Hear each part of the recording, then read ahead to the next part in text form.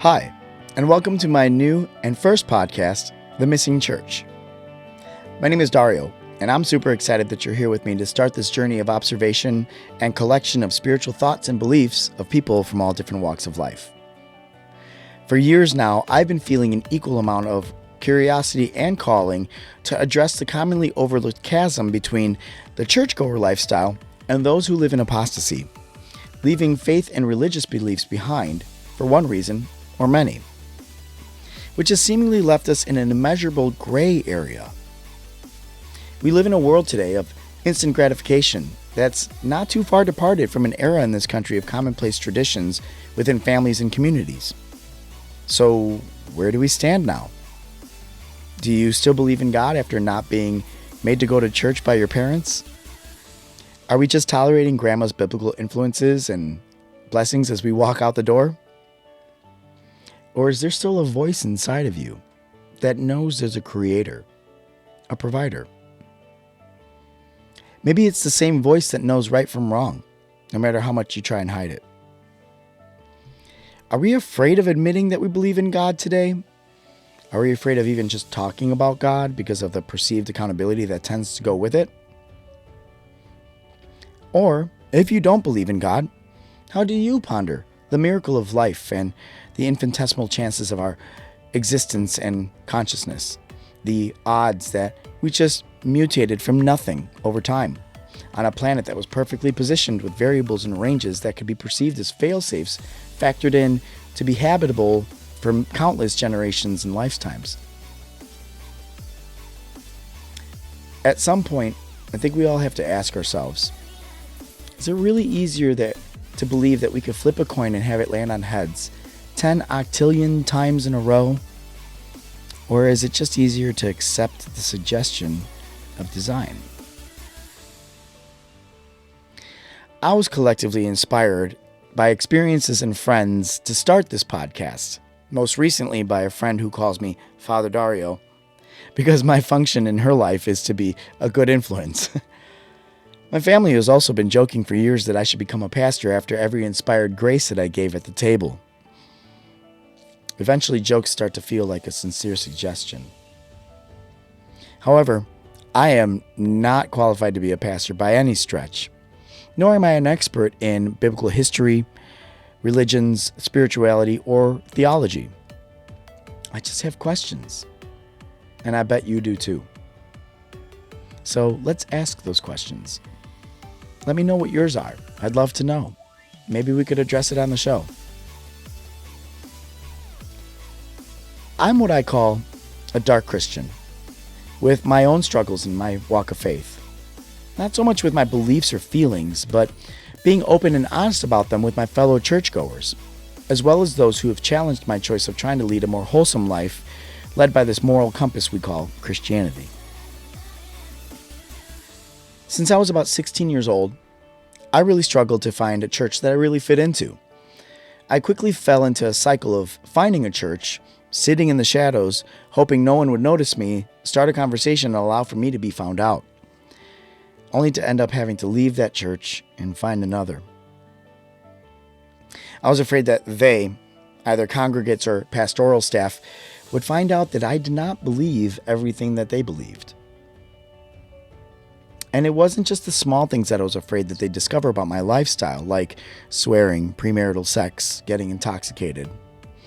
No, it was heavier foundational stuff. Stuff that could get you uninvited to a church, as ironic as that sounds. Stuff like my belief that the Bible puts God in a very small box. That and other controversial beliefs that we'll touch on and unravel throughout this journey together. So, where's the church for the rest of us? Those of us who can't put a finger on it. The ones who feel and acknowledge the miracles of life, but also hide in the shadows because we've been taught to be ashamed of having sex and being foul-mouthed.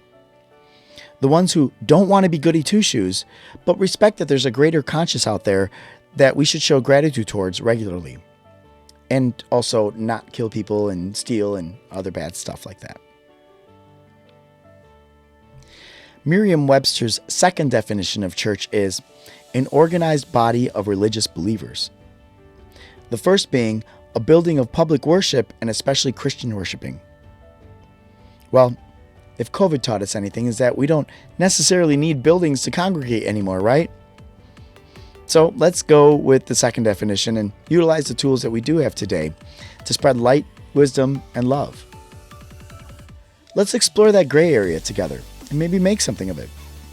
Because one thing I think that we could all agree on is that we're all able to witness how much darkness is affecting the whole world around us on every scale, from those closest to us to societies as a whole. As I mentioned earlier, I struggle with the Bible, but I do recognize it as a very valuable guideline and source when I'm feeling a little lost. And I think it's especially great for those who are really lost and have a harder time reconciling with themselves. In any case, I will drop this quote from the Bible in hopes of setting a tone as we start together and grow together. Matthew 18, verse 20. For where two or more are gathered in my name, I am there among them. So let's gather and together become students and maybe shepherds. Maybe we can make a difference, even if it's a small one. We don't have to be Bible bangers to be good people. In fact, we shouldn't be. Bible banging is a practice of futility, in my opinion, repelling the very people that those type of believers claim they want to help. If we're not down to earth, approachable, open-minded, or perceived to be relatable, we will not be heard and our God light will not shine or inspire. It's typically easier to identify with things that we can define or have names for. We have names for groups like Christians, atheists, agnostics, and etc. Let's see if we can find a name for those of us in that gray area. The ones who still count blessings. The ones who still pray.